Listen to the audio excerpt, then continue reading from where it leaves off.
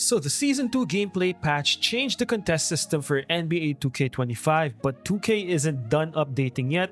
A new update was sent out earlier this morning, so I went with my chef build, took him to the rec, took him to the park to see how the contest system has massively changed, what this means for gameplay, and how you should strategize and use certain moves to maximize these changes. In this system, we're going to break down the new contest system, what this means for you as both a defender and as an offensive player, and take you through different situations in the game and break down why certain shots are considered tightly contested. For example, in this clip right here, you will see that this is a tightly contested shot, whereas in a similar situation with a big jumping right at me, this is considered an open shot. So Mike Wang breaks this down. You basically, with a new contest system, you want to get your hand as close to the ball as possible as it leaves the shooter's hand. If you are close to the shooter when he starts to shoot, hands up might be enough. Of course, this depends on your height. But in most situations, you want to jump to get the best contest, especially if there is a bit of distance between you and the man you're defending. So let's establish a baseline here. Our Ghost contests back in the game. As you can see, there is a fair amount of distance between Tatum and Durant with no hands up. As you can see, even though that shading indicator was lit, this was considered wide open. But now with Drew Holiday on Devin Booker, Drew Holiday a little bit better of a defender. He's got gold challenger. As you can see, closing that distance gives you an open shot, meaning as close as you get to your defender, this will help recognize a contest much easier. Simple stuff. Having a hand up even though you're far away from your defender will usually be enough to get you a lightly contested shot.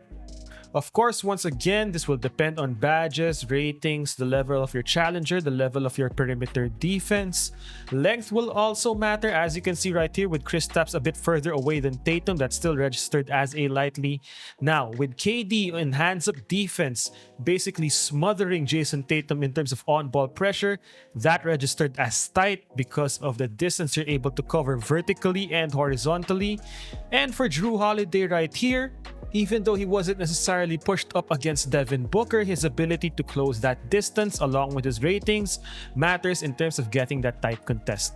So I showed you there a proper use of jumping to contest, but this is a bad example of jumping to contest.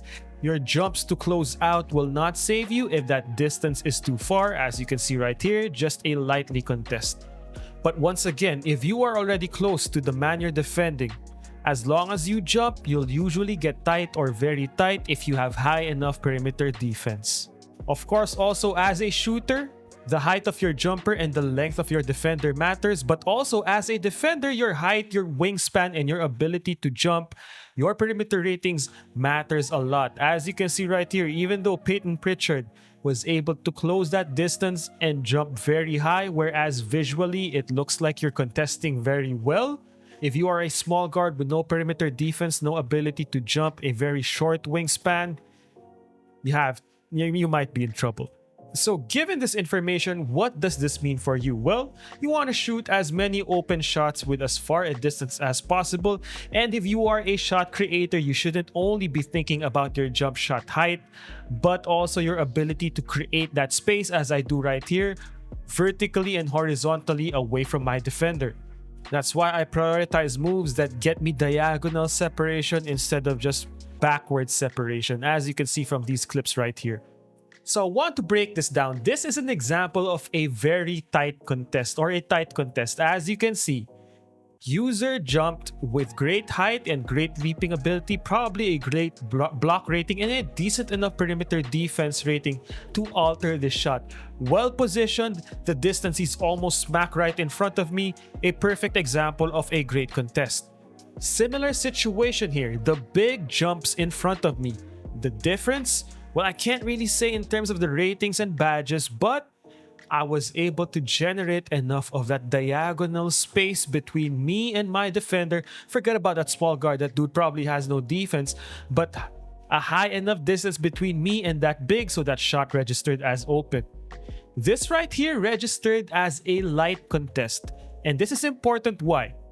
So even though I did generate a small amount of distance between me and my defender, that big got his hand up just in time as I was about to release the ball. Compare that to this clip where it's almost the same amount of distance, but he wasn't able to do hands-up defense quick enough, unable to close out that vertical distance between my jumper and his contest. So what does this mean for your jumper? You'll want a jumper with a fast release height but also a fast release speed. The sooner you can release the ball before your defender gets his hands up, the better it is for you. But also you can see right here, that's why your step back jumper package, your fade away jumper package, your post fade package is all going to matter. Being able to generate height, distance vertically and horizontally, and speed with your jumper is gonna be important in terms of making the most out of these contests.